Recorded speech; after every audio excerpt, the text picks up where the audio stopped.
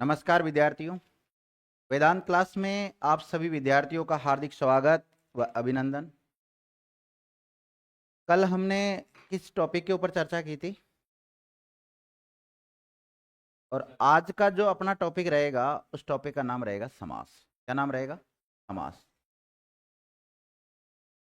Topic का नाम लिख लो सभी विद्यार्थी। क्या रहेगा? समास रहेगा। समास का नाम तो सुना ही होगा आपने। जैसे जब हम व्युत्पत्ति के आधार पर शब्दों को पढ़ते हैं, किसके आधार पर? व्युत्पत्ति के आधार पर शब्दों को पढ़ते हैं तो शब्द तीन प्रकार के होते हैं। एक तो रूढ़ शब्द होते हैं, एक यौगिक शब्द होते हैं और एक योग रूढ़ होते हैं। कौन से होते हैं? योग रूढ़। देखो, जिनके सार्थक टुकड़े नहीं किए जा सकते उनको क्या कहते हैं? रूढ़। दो या दो से अधिक शब्द या शब्दांशों के योग से या वर्णों के योग से जो नए शब्द बनते हैं उनको क्या बोलते हैं? यौगिक शब्द। और यौगिक शब्दों के जो उदाहरण हैं वो चार टॉपिक आते हैं: संधि, समास, उपसर्ग और प्रत्यय। तो उपसर्ग के अंतर्गत कौन कौन से आते हैं? संधि, समास, उपसर्ग और प्रत्यय, ये चारों आते हैं। और जब समास पढ़ते हैं तो समास का एक भेद होता है जिसका नाम है बहुव्रीहि समास। कौन सा? बहुव्रीहि समास है। तो बहुव्रीहि समास के सारे उदाहरण किस में चले जाते हैं?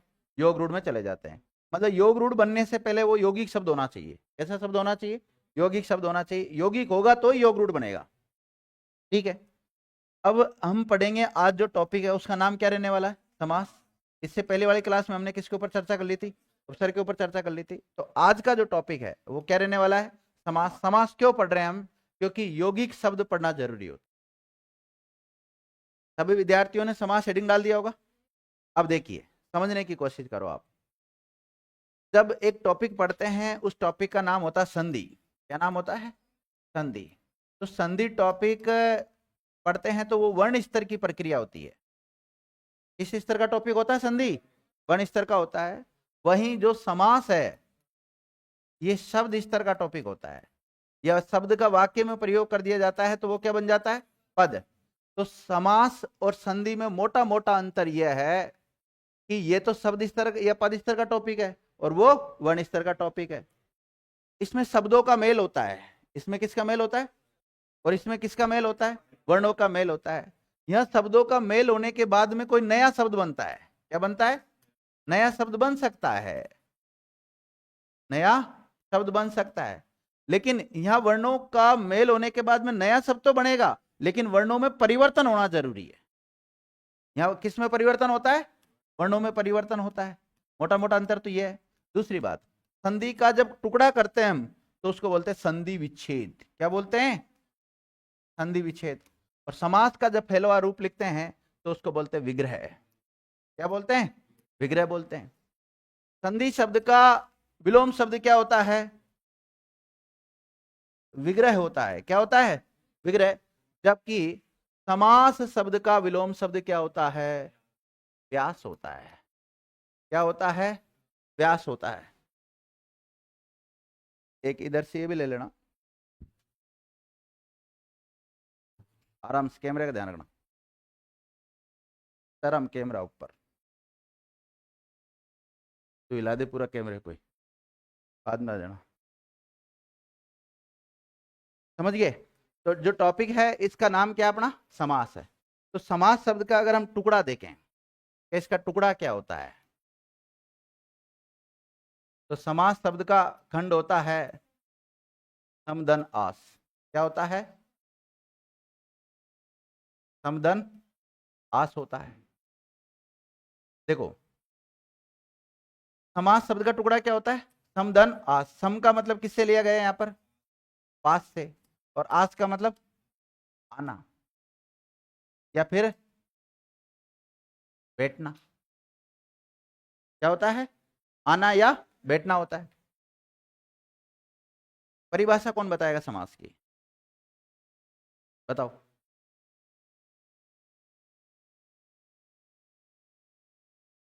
दो या दो से अधिक। हम्म। पूर्व विभक्ति हटा दी जाती है। अच्छा अच्छा, ठीक है। समास के भेद कितने होते हैं? 6 होते हैं। 6 कौन कौन से होते हैं?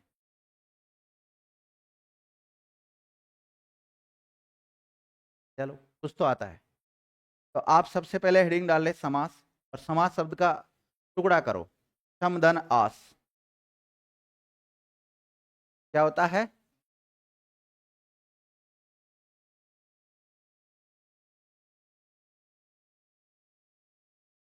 सम धन आस होता है। सम का मतलब लिख लें पास, और आस का मतलब लिख लो आना।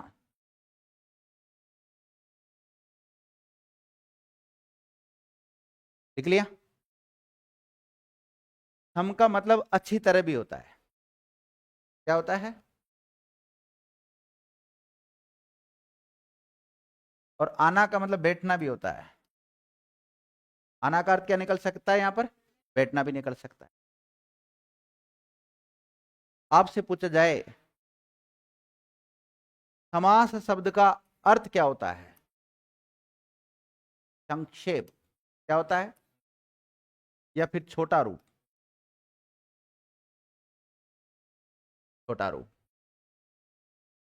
लिखो, समास शब्द का, समास शब्द का शाब्दिक अर्थ छोटा रूप होता है। क्या होता है? छोटा रूप होता है।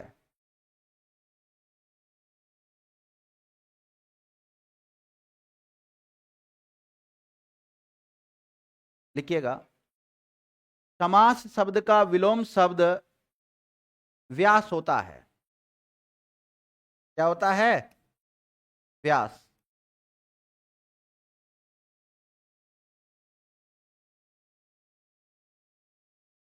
लिखो, समास का फैला हुआ रूप विग्रह कहलाता है। समास का फैला हुआ रूप विग्रह कहलाता है।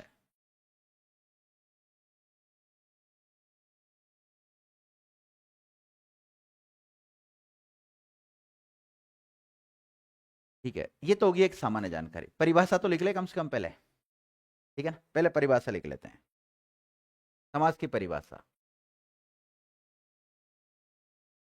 देखो, जब भी आप परिभाषा बोले तो उसमें या तो शब्द का प्रयोग करें या फिर पद का प्रयोग करें, किसी का भी प्रयोग कर सकते हैं, आपकी जैसी इच्छा है। तो लिखिएगा, दो या दो से अधिक शब्दों ब्रैकेट में पदों के परस्पर मेल को समास कहते हैं।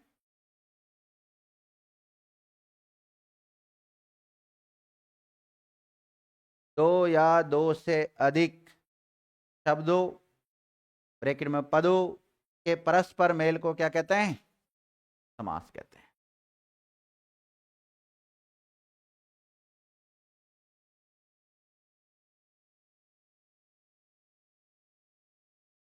देखिए विद्यार्थी, जैसे मैंने एक शब्द लिखा रसोई घर। क्या लिखा है? रसोई घर। तो इसका फैला हुआ रूप होता है रसोई के लिए घर। क्या होता है? रसोई के लिए घर होता है। तो ये जो फैला हुआ रूप है ना, इसको हम कहते हैं विग्रह। क्या कहते हैं इसको?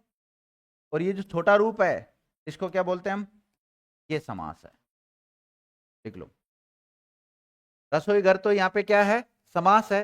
और रसोई के लिए घर क्या है? विग्रह है।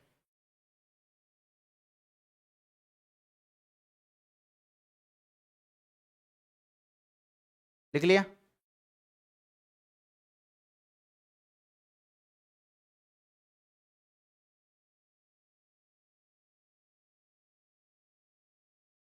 हो गया? अब देखिएगा विद्यार्थियों, जैसे एक शब्द है पीताम्बर। क्या शब्द है? पीताम्बर। पीताम्बर शब्द का अगर मैं संधि के अनुसार टुकड़ा करूं तो पीत धन अंबर होता है। ये संधि के अनुसार टुकड़ा हुआ है इसका। इसके अनुसार टुकड़ा हुआ है। संधि के अनुसार, और संधि के अनुसार जो टुकड़ा करते हैं उसको हम विच्छेद कहते हैं। क्या कहते हैं? विच्छेद। लेकिन इसी को ही समास के अनुसार टुकड़ा करूं मैं, तो ध्यान रखना, पीत है जो अंबर, ये भी टुकड़ा हो सकता है समास के अनुसार।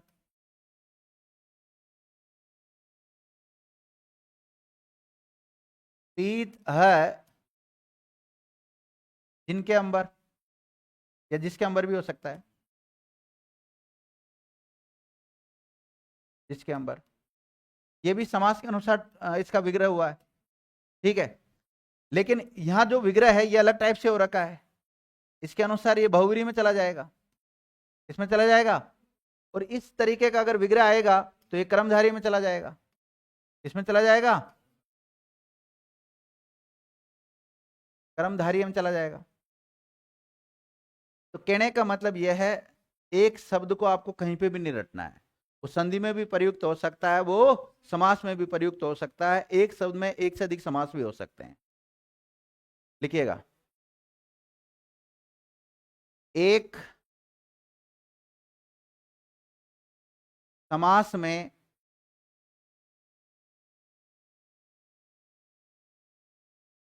एक से अधिक, नहीं ऐसे लिखना था, एक शब्द में लिखना था, एक शब्द में एक से अधिक समास हो सकते हैं।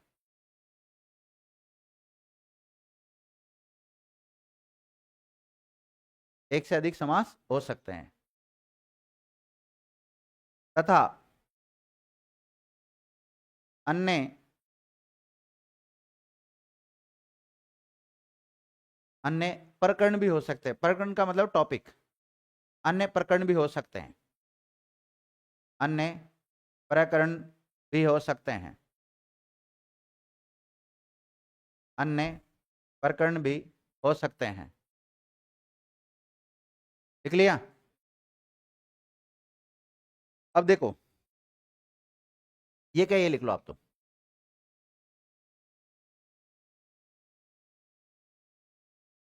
ये संधि विच्छेद किया हमने इसका ना, क्या किया, ये संधि विच्छेद किया है।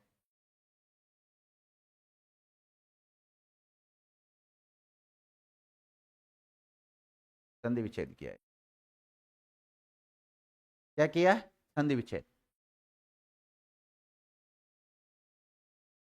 अब देखो, इस पीतांबर शब्द में संधि भी हो सकती है और समास भी है, दोनों है इसमें, और एक ही समास नहीं, दो दो समास है इसमें।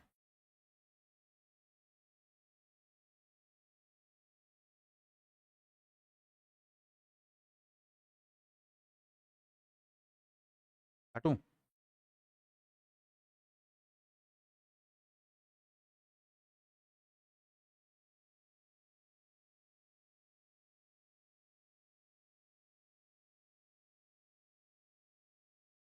लिख लिया सभी स्टूडेंट ने? अब देखिएगा,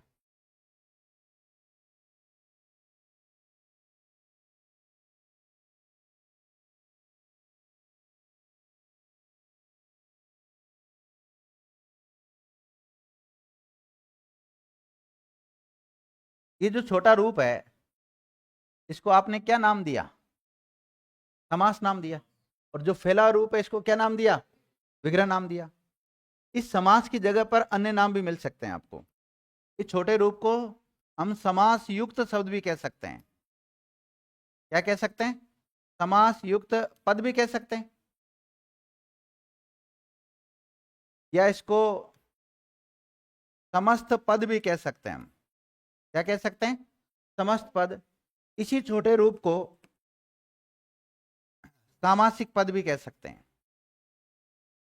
अब पद बोलो शब्द बोलो, बात एक ही है ना।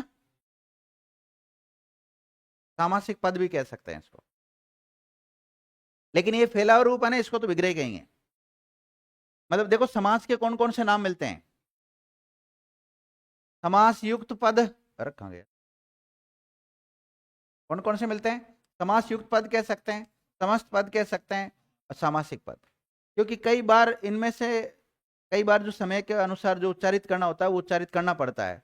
जैसे मैंने कह दिया कि जिस आई से सामासिक पद जिसमें पहला पद प्रदान होता हो, तो आप सोचोगे कौन सा सामासिक पद।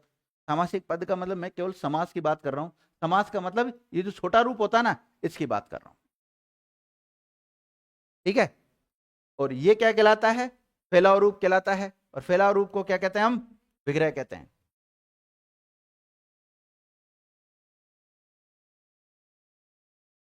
जैसे राजा का पुत्र क्या कहलाएगा? मैंने कुमार बोला ही नहीं, राजा का कुमार थोड़ी बोला, मैंने तो राजा का पुत्र बोला है। अब आप पुत्र की जगह जबरदस्ती कुमार ला रहे हो। तो कहने का मतलब यह है कि आपको विग्रह करते समय पर्यायवाची शब्दों का प्रयोग नहीं करना है। उस शब्द के पर्यायवाची जो शब्द है उसी शब्द को लिखना है। जैसे धर्मशाला होता है, एक शब्द है क्या? धर्मशाला। तो आपको इसका विग्रह क्या करना है? सामान्यतः करना है। धर्म का कार्य करने के लिए जो शाला होती है उसको धर्मशाला कहते हैं। मैं सामान्यतः सरल शब्दों में और लिख देता हूं, धर्म के लिए शाला, है ना। हालांकि ये प्रॉपर इसका विग्रह नहीं है, लेकिन फिर भी यहां बता रहा हूं, धर्म के लिए शाला। तो धर्म को मजहब भी कहते हैं। क्या कहते हैं? मजहब भी कहते हैं। तो इसी प्रकार मजहबशाला भी होती है। क्या होती है? मजहबशाला। तो मजहबशाला के लिए आएगा मजहब, मजहब के लिए शाला आ जाएगा। अब ऐसे नहीं कर सकते हो आप, तो धर्मशाला का जब विग्रह करो तब ऐसे कर दो, मजहब के लिए शाला, ऐसे नहीं करना है। मजहब शब्द यहां पर है तो यहां पर भी मजहब ही लिखना है। यहां धर्म है तो यहां पर भी क्या लिखना है? धर्म लिखना है। जैसे अभी इससे पहले जस्ट मैंने आपको एक उदाहरण और दिया था, पीतांबर वाला।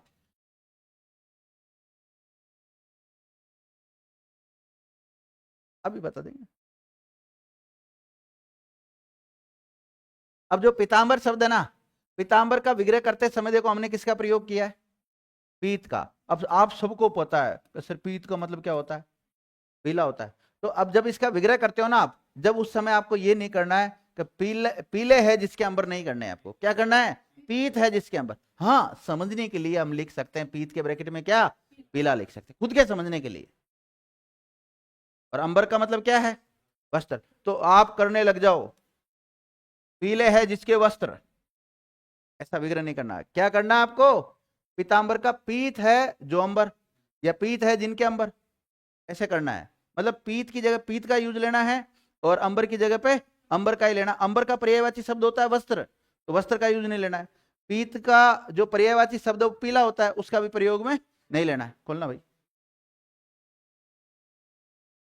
अभी टेंशन नहीं लेनी इसको, किस में जाएगा। अभी बिल्कुल टेंशन ले, पूरा चलेगा अपना ये टॉपिक। अभी बिल्कुल भी टेंशन नहीं लेनी है।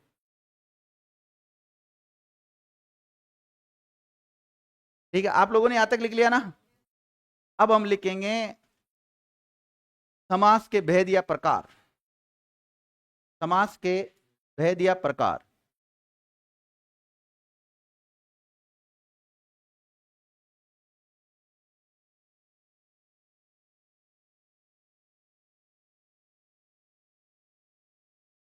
अगर कभी कोई भी एग्जामिनर पूछे, क्लास में पूछे, यार दोस्त पूछे, कुछ भी कोई भी पूछे, तो आपको क्या जवाब देना? जैसे कोई पूछे कि समास के भेद कितने होते हैं, तो आंख बंद करके अपने को बता रहा कितने होने हैं? 6 होते हैं, ध्यान रखना। लेकिन 6 कौन कौन से होते हैं ये भी पता होना चाहिए। तो लिखो समास के भेद या प्रकार कितने होते हैं? 6। हिंदी में 6 कैसे लिखते हैं?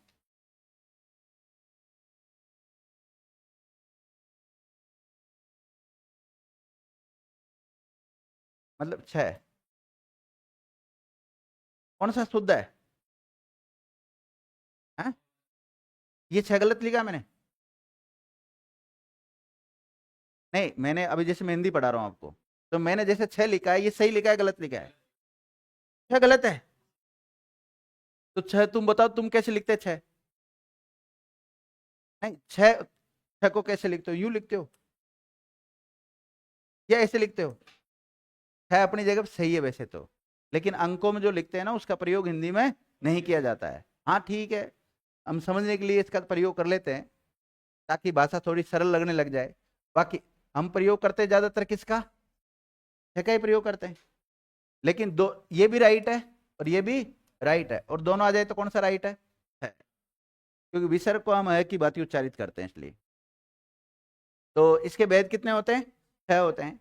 6 कौन कौन से हैं? अव्ययी भाव समास। कौन सा? अव्ययी भाव समास। जैसे हमने संधि टॉपिक पढ़ा था, तो संधि में संधि के 3 प्रकार होते हैं, स्वर संधि, व्यंजन संधि और विसर्ग संधि। और फिर स्वर संधि के बहुत सारे उपभेद होते हैं, 5 होते हैं। कौन कौन से होते हैं? दीर्घ, गुण, वृद्धि, यण और अयादि, 5 होते हैं। तो इसी प्रकार इनके भी भेद हो सकते हैं, आगे देखेंगे होते कि नहीं होते। जो तो 6 होते हैं। 6 कौन कौन से? अव्ययी भाव समास, दूसरा तत्पुरुष समास। समास तो आप लगा लेना, आ गया ना।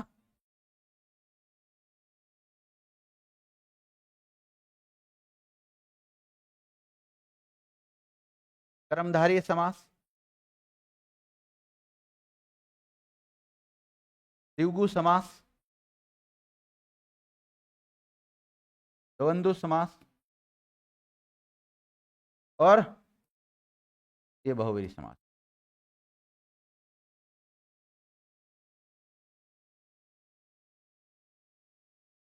आपसे पूछ लिया जाए कि समास कितने होते हैं? 6 बताने विद्यार्थियों। और 6 कौन कौन से बताने? अव्ययी भाव समास, तत्पुरुष समास, कर्मधारय समास, द्विगु समास और द्वंद्व और बहुव्रीहि समास।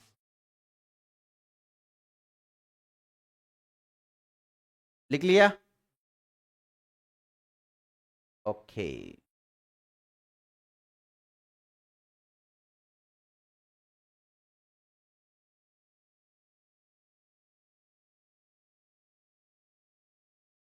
आपसे पूछा जाए अर्थ या पद की प्रधानता के आधार पर समास कितने प्रकार के होते हैं? तो 4। कितने प्रकार के? अगला फेट ये लिखो, अर्थ या पद की प्रधानता के आधार पर, अर्थ या पद की प्रधानता के आधार पर, अर्थ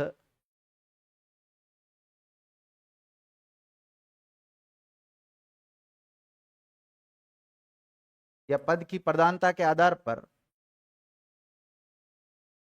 समास के भेद या प्रकार कितने होते हैं? 4 होते हैं।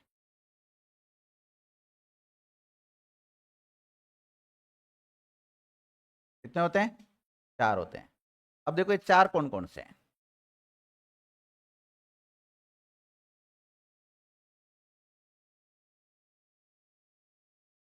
ये 2 हटा दो, कर्मधारय और द्विगु को हटा दो, बाकी सेम लिख दो।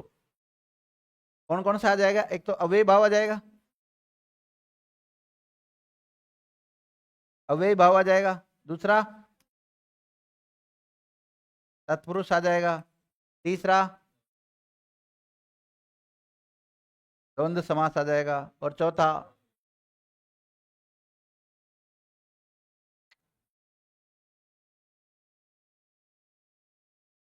बहुव्रीहि समास।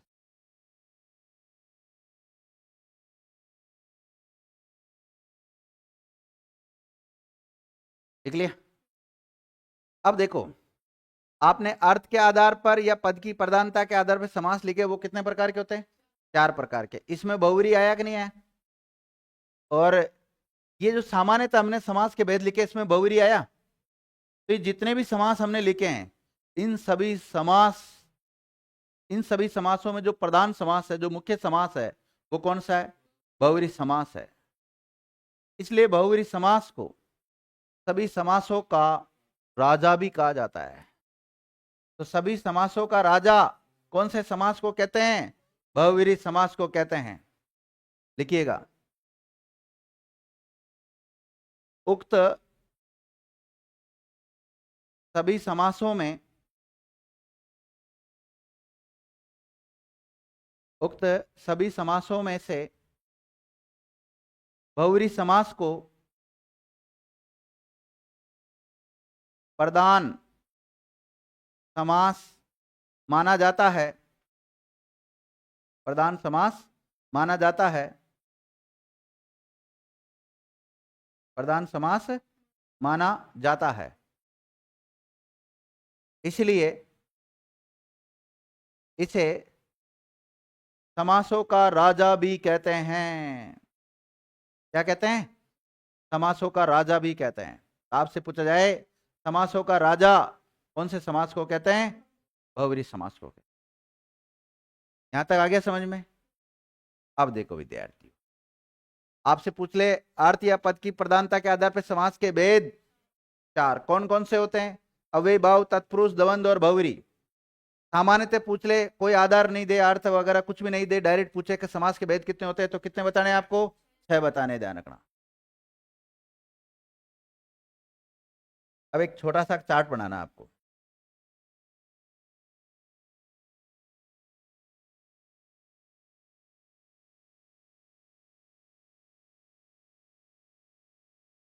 समास के जो भेद या प्रकार लिखे हैं ना आपने अभी, इन्हीं का एक छोटा सा चार्ट बनाना है। और ये जो चार्ट बनवा रहा हूं मैं, वो अर्थ के आधार पर बनवा रहा हूं। किसके आधार पर? और आपको पता है अर्थ के आधार को ही हम पद का आधार बोल सकते हैं, ठीक है ना? अर्थ की प्रधानता के आधार पर, अर्थ या पद का जवाब, पद की प्रधानता के आधार पर।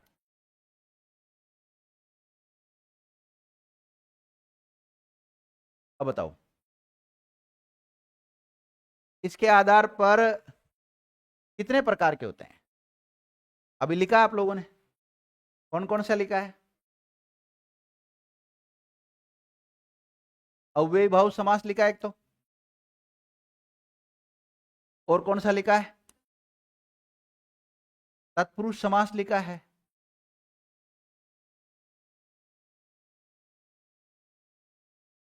चलिए, तो हमने लिख लिया, दोबारा क्यों लिखे अभी देख लेना। अगर आपको उचित लगे ना तो लिखना चाहिए तो आप लिख लेना, और अगर नहीं लगे कि नहीं लिखना तो मत लिखना।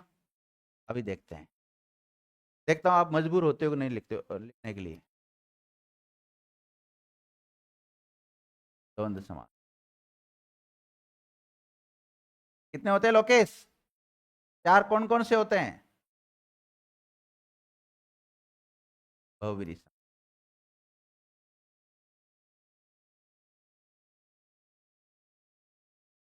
चार ही होते हैं, ये तो लिखने की आवश्यकता नहीं क्योंकि आपने लिखे ही अभी। अब लिखना पड़ेगा। देखो, अव्ययी भाव समास के 2 उपभेद होते हैं। अव्यय पूर्व पद, और इसके आगे इसका नाम भी आएगा खुद का, अव्यय पूर्व पद अव्ययी भाव समास। दूसरा होता है नाम पूर्व पद अव्ययी भाव समास। एक तो ये हो जाता है। जब तत्पुरुष समास को पढ़ते हैं हम तो इसको 2 उपाधार कर लेते हैं। इसके क्या कर लेते हैं? 2 उपाधार कर लेते हैं। एक तो पढ़ते हैं हम इसको कारक के आधार पर। किसके आधार पर? कारक के आधार पर पढ़ते हैं। और एक पढ़ते हैं कारक से भिन्न आधार पर, कारक के अलावा ना, या कारक से भिन्न आधार पर। अब देखो,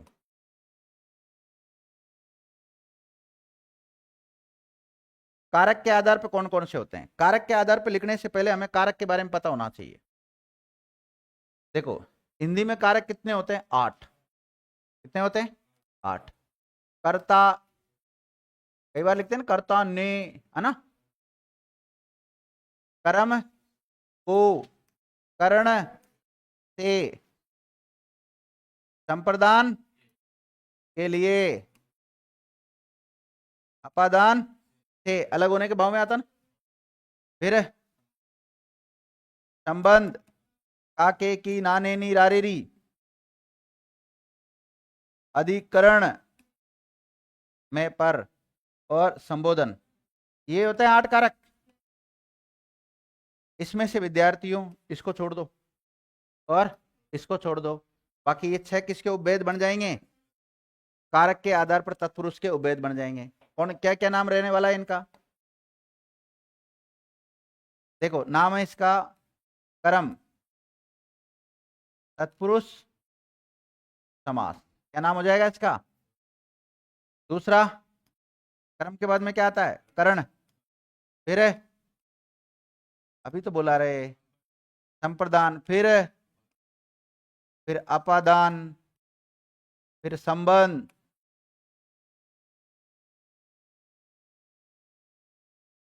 संबंध हो जाएगा, फिर अधिकरण, अधिकरण हो जाएगा, फिर क्या हो जाएगा? अधिकरण हो जाएगा। क्या हो गया ना? अब देखो, इसी प्रकार कारक से भिन्न आधार पर, किसके आधार पर? कारक से भिन्न आधार पर। तो कारक से भिन्न आधार पर देखो कौन कौन से होते हैं। एक तो होता है कर्मधारय समास। कौन सा? अब बताओ, कर्मधारय समास किसका उपभेद है? तत्पुरुष का उपभेद है कारक से भिन्न आधार पर। और एक पढ़ते हैं हम द्विगु, और एक पढ़ते हैं अलुक, एक पढ़ते हैं लुप्त पद, इसको मध्यम पद लोपी भी कहते हैं, मध्यम पद लोपी भी कहते हैं इसको। और एक पढ़ते हैं नए,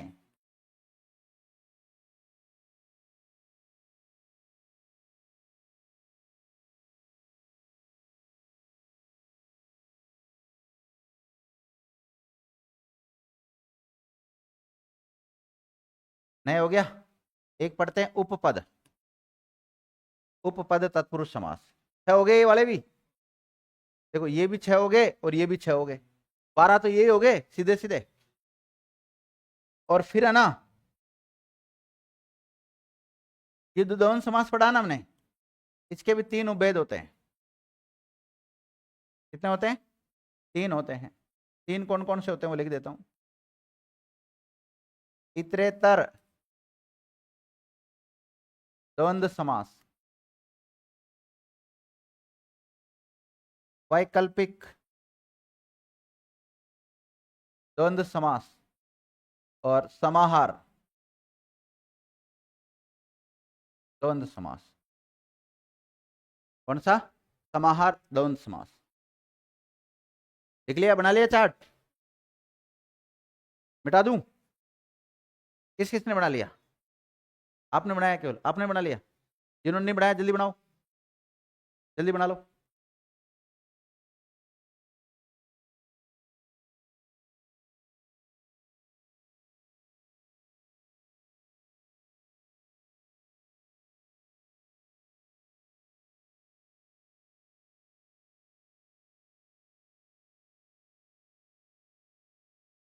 देखो, समास के भेद या प्रकार अर्थ या पद की प्रधानता के आधार पर कितने प्रकार के होते हैं? 4। 4 कौन कौन से? अव्ययीभाव समास, तत्पुरुष समास, द्वंद्व समास और बहुव्रीहि समास। लिख लिया? घर पर बना लेना, चार्ट आराम से देख दो कर। अभी तो फिर क्यों समय खराब करो। मिल जाएगी आपको एक क्लास, है ना? अब देखिएगा, हाँ मोबाइल में ले लो, फोटो ले लो।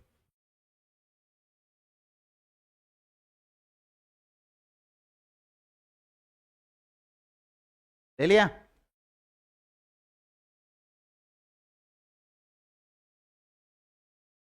है? मेरी तो कोई जरूरत नहीं है।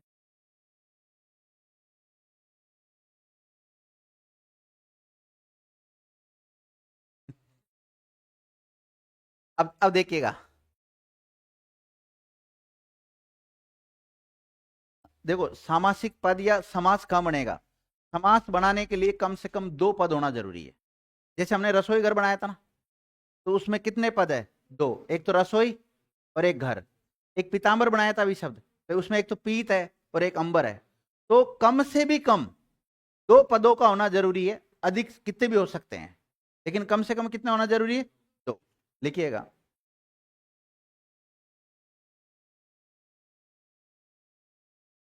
समास में कम से भी कम 2 पदों का होना आवश्यक होता है। कितनों का? 2 पदों का होना आवश्यक होता है।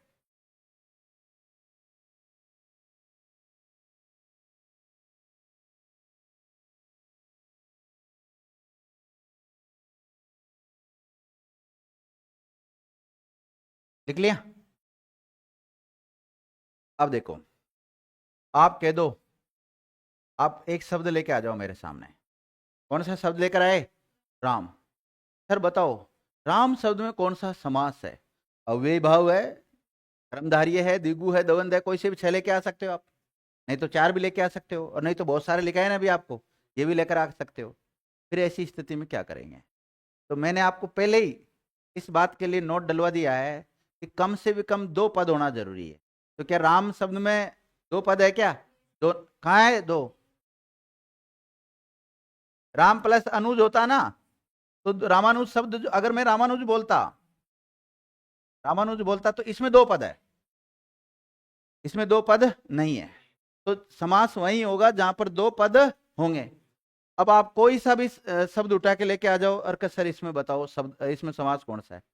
तो प्रत्येक शब्द में समास हो ऐसा जरूरी नहीं है। लिखिएगा, प्रत्येक शब्द में, प्रत्येक शब्द में समास नहीं होता है। प्रत्येक शब्द में समास नहीं होता है। ये बात तो लिखा दी थी शायद कि एक सामासिक पद में एक से अधिक समास के भेद हो सकते हैं, वो बात तो लिखा दी थी मैंने आपको। अब देखिए, हमने अभी यहां पर कुछ लिखा है, 4 भेद लिखे हैं अर्थ के आधार पर। देखो, जिसमें पहला पद प्रदान होता हो, जैसे मेरी बात सुनना,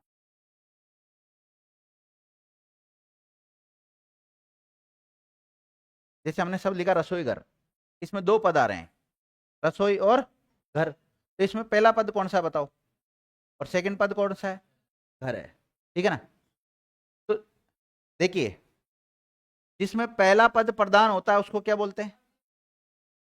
और जिसमें दूसरा पद प्रदान होता है उसको, और जिसमें पहला और दूसरा दोनों पद प्रदान हो उसको द्वंद्व समास क्या बोलते हैं? द्वंद्व समास कहते हैं। और जिसमें ना तो पहला पद प्रदान हो ना दूसरा पद प्रदान हो, बल्कि कोई अन्य ही पद प्रदान होता हो, उसको क्या बोलते हैं? देखो, चारों की परिभाषा मैंने आपको एक साथ लिखा दी, समझा दी, मतलब लिखा ही नहीं है अभी। कि जिसमें पहला पद प्रदान होता है वो कौन सा समास होता है? जिसमें दूसरा पद प्रदान होता है, और जिसमें पहला और दूसरा दोनों पद प्रदान होता है, और जिसमें ना तो पहला पद प्रदान होता है ना दूसरा पद प्रदान होता है, बल्कि कोई अन्य ही पद प्रदान होता है, उसको क्या बोलते हैं? बहुव्रीहि समास। जैसे इस उदाहरण से समझते हैं, वैसे ही माना कि ये पद प्रदान होता है पहला, तो उसको कौन सा समास बोलेंगे? और जिस माना कि ये नहीं होकर ये पद प्रदान होता तो तत्पुरुष, और जिसमें ये भी पद प्रदान हो और ये भी पद प्रदान हो तो द्वंद्व समास, और जिसमें ये भी पद प्रदान नहीं ये भी पद प्रदान नहीं कोई अन्य अर्थ में प्रयुक्त होता तो समझ जाओगे इतना तो? ओके। तो जहां चार्ट बनाया ना वहीं लिख लो, इसमें पहला पद प्रदान होता है, इसमें दूसरा पद प्रदान होता है, इसमें पहला और दूसरा दोनों पद प्रदान होते हैं, और इसमें लिखना पहला और दूसरा दोनों पद प्रदान नहीं होकर कोई अन्य पद प्रदान होता है। जगह जगह है क्या आपके पास वहां पर? नहीं हो तो लिख लो, आपके हिसाब से अटका लो, और बाकी एक एक को तो पढ़ेंगे हम।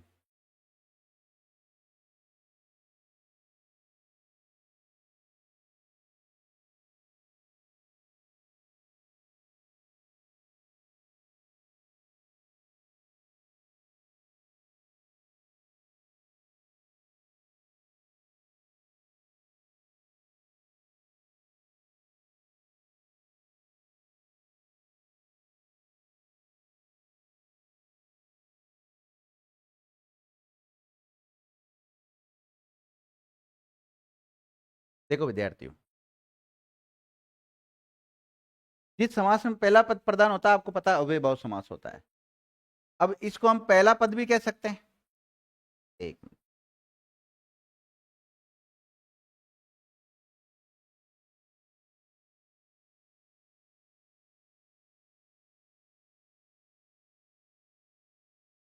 देखो इस वाले को क्या बोल सकते हैं? पहला पद कह सकते हैं। इस वाले को हम पूर्व पद भी कह सकते हैं। क्या कह सकते हैं? इसको हम प्रथम पद भी कह सकते हैं। और इंग्लिश मीडियम वाले क्या बोलेंगे इसको? फर्स्ट बोलेंगे, है ना? तो जैसे अभी हमने लिखा था, रसोई घर कहाँ गया रे भाई?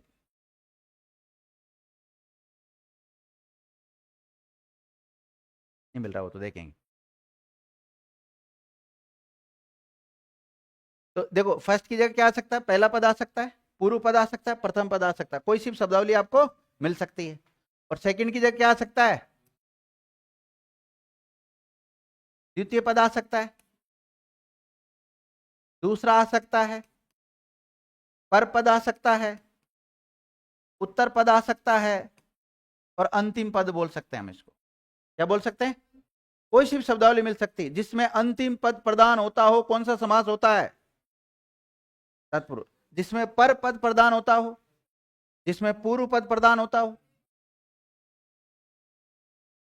और जिसमें अंतिम पद प्रदान होता हो, और जिसमें दोनों ही पद प्रदान नहीं होते हो, भविरीम चला जाएगा। ओके, अब देखिएगा, ये जो है इसका मतलब दोनों आ सकता है, पहला और दूसरा, और दोनों को ही बोलते हैं हम उभय। क्या बोलते हैं, सुनना मेरी बात, जिस समास में उभय पद प्रदान होता हो उसे कौन सा समास कहते हैं। उभय का मतलब क्या होता है, दोनों। कई बार एक शब्दावली बोलते हैं हम, हमारे पुलिस में बोलते हैं ज्यादातर, उभय पक्षकारान को समझाया गया या उभय पक्षों को समझाया गया। उभय का मतलब क्या होता है, दोनों को समझाया गया। बावजूद समझाइश के नहीं माने, उसके बाद में क्या किया गया, गिरफ्तार किया गया।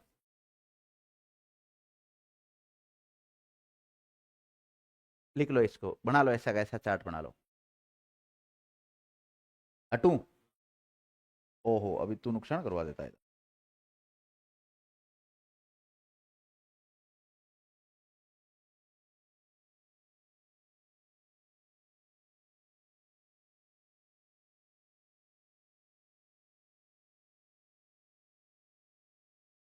लिख लिया,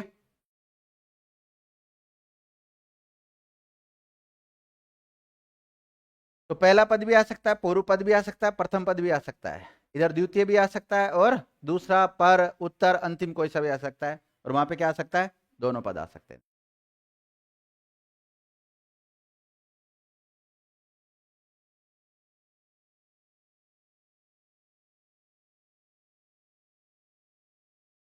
नोट डालो, या फैक्ट्री लिखा रहा हूं, वैसे मैं आज सामान्य जानकारी पढ़ाऊंगा आपको पूरी, है ना। लिखिएगा,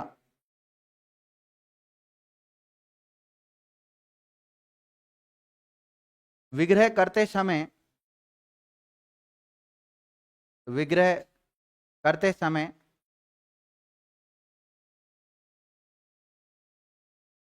विग्रह करते समय पर्यायवाची शब्दों का प्रयोग ना करे,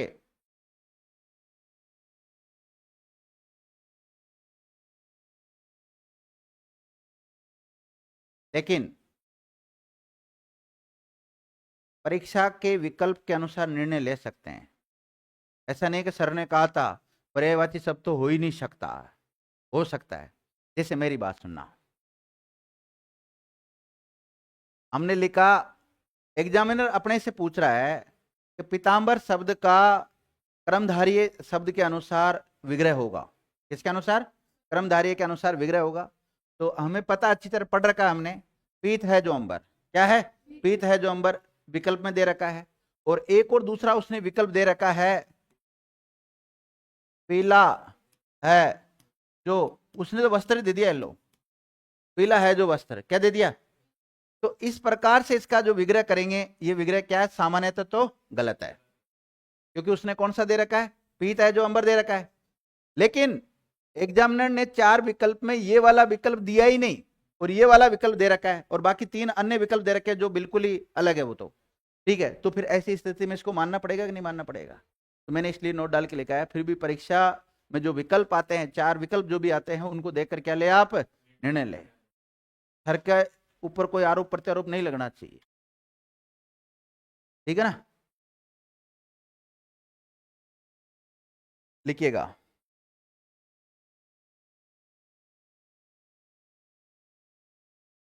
समास में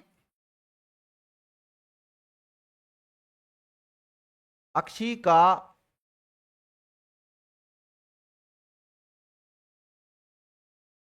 अक्षी का अक्ष या अक्षी हो जाता है, क्या हो जाता है?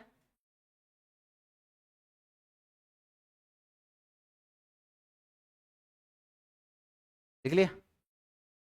अक्षी का क्या हो जाता है? अक्ष हो जाता है।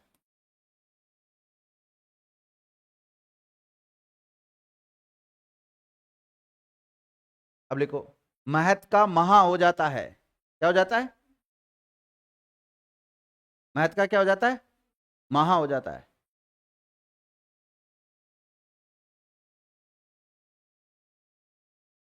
रात्रि का रात्र हो जाता है।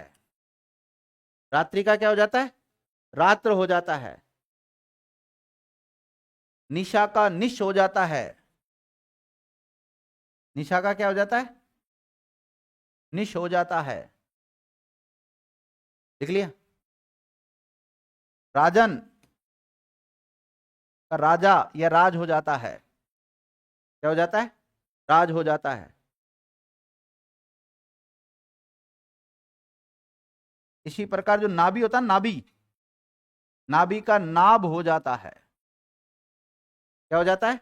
नाभि का नाभ हो जाता है। इसी प्रकार कु का कद हो जाता है। कु का क्या हो जाता है? कद। कु को किस में बदल जाता है? कदम बदल जाता है। लिख लिया? अक्षय का ये कम से कम इतने तो याद ही रखना। और उसके अलावा जैसे पूर्वाहन मध्याहन लिखा होगा आपने, तो अहन में न के नीचे अलंत आता है, किसके नीचे? लेकिन अहन का अहन हो जाता है। मतलब आपको ये बताना, ये हाँ उल्टा हो जाता है। देखो, अहन शब्द होता है वैसे तो, न के नीचे अलंत आता है, लेकिन समास में अहन की अह के नीचे अलंत आ जाता है, न पूरा हो जाता है, उल्टा हो जाता है। ठीक लिया?